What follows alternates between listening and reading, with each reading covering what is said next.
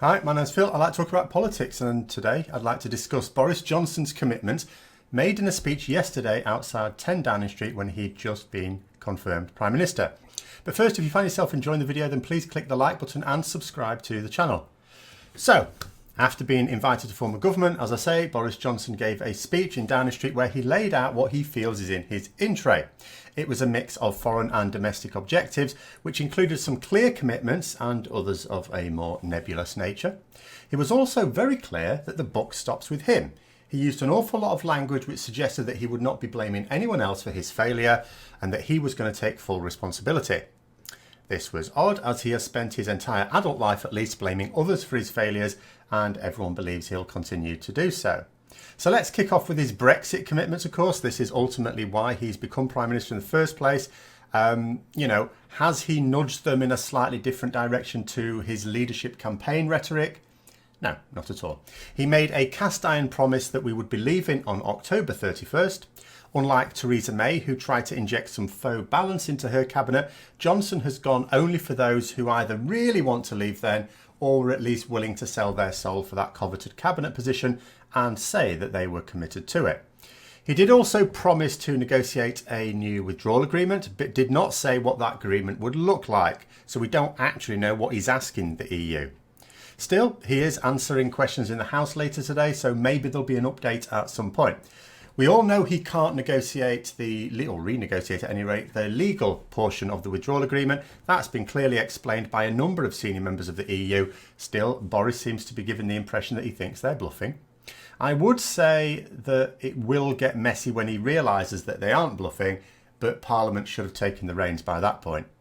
He did also commit to ensuring that EU citizens have the right to remain following Brexit. That was good, and it should be borne in mind that nobody, barring the looniest of loons on the right, ever wanted to kick people out of the country who were already settled. My problem is that after Brexit, if we have no agreement, that there's no legal protection for these people. So we'd be reliant upon a Conservative government to be competent enough to make sure people weren't ejected by accident. Windrush, anyone?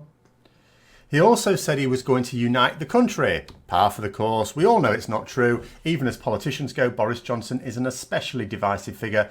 But it's what Tory Prime Ministers always have to say. This is because the carnage they wreak causes so many divisions in society, and Brexit is only one example of that they feel the need to say that they will fix it. But saying you want to unite the country, but then packing your cabinet with people who represent only the most extreme form of Brexit, well, at least that's what they're publicly required to represent, is not making an effort to unite anyone. Then there were a lot of domestic priorities. He said he wanted to change tax rules to incentivise business.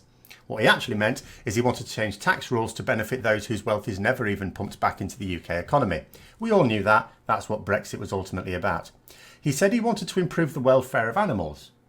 Not quite sure what that means. The only animal welfare he cares about is Boris Johnson. There was an almost hilarious promise to increase police numbers by 20,000 if it weren't so tragic. Now, this isn't a Boris Johnson policy. Theresa May's government were making the same pledge and having the nerve to say that it'd be the biggest increase in police numbers ever. What they weren't saying is that this Conservative government have cut police numbers by 21,000. So even if they increase it by 20,000, this sudden increase, which will take some considerable time, of course, you can't just do it overnight, still represents a net loss of police officers in the country due to the Conservatives. Only the Tories could generate a net loss of police numbers, have the nerve to call it an increase, and get away with it. And they will get away with it. And to think they used to be regarded as the party of law and order. He promised to reduce waiting times for seeing a GP. But no plan for achieving this. I mean, does he not know that Brexit has already worsened the shortage of doctors, which already existed before? He also promised 20 hospital upgrades. A very specific number for a very non-specific policy. We don't actually know what he means by that. Perhaps he intends to have them all install a portrait of himself in the reception area. Maybe that's what he calls an upgrade. He also promised to solve the social care crisis, presumably by using Brexit to kill off all those most in need of care. Still, it was nice of him to officially confirm that it is a crisis. The previous government did not. I somehow doubt he'll acknowledge that it's been caused by Tory incompetence and greed, though. He'll probably blame it on people being too lazy to be wealthy.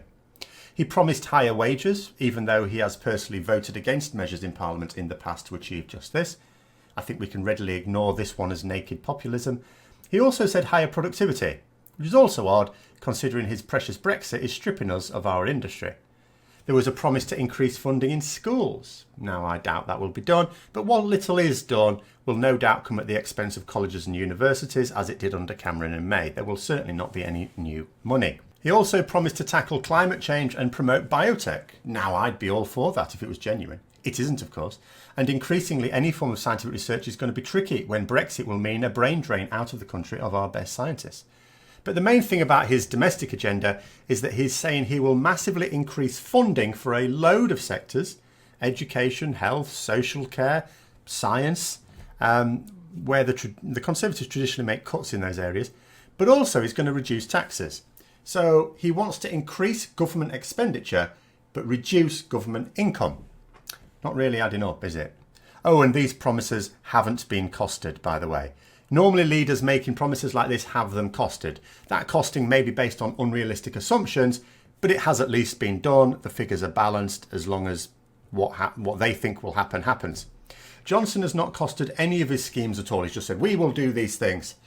He also doesn't seem to mind saying that he hasn't costed them either. That doesn't seem to be a problem to him. And he has form on this as well. He did much the same thing as Mayor of London, where he made wild populist promises and broke them all. None of them came to fruition. So if there's anyone out there who believes that this catalogue of cast iron promises is in any way going to be true, then please get in touch. I think I want to sell you Buckingham Palace. Finally, I'll just recall something else he said.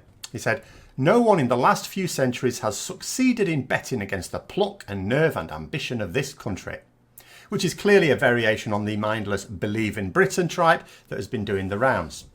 Only to believe this notion, you have to forget about the collapse of the British Empire and all the humiliating defeats that led to it, culminating, of course, in the Suez Crisis. And if people could take on the British when they were at the height of their power and win, then what chance have we got with Benny Hill's evil younger brother in charge?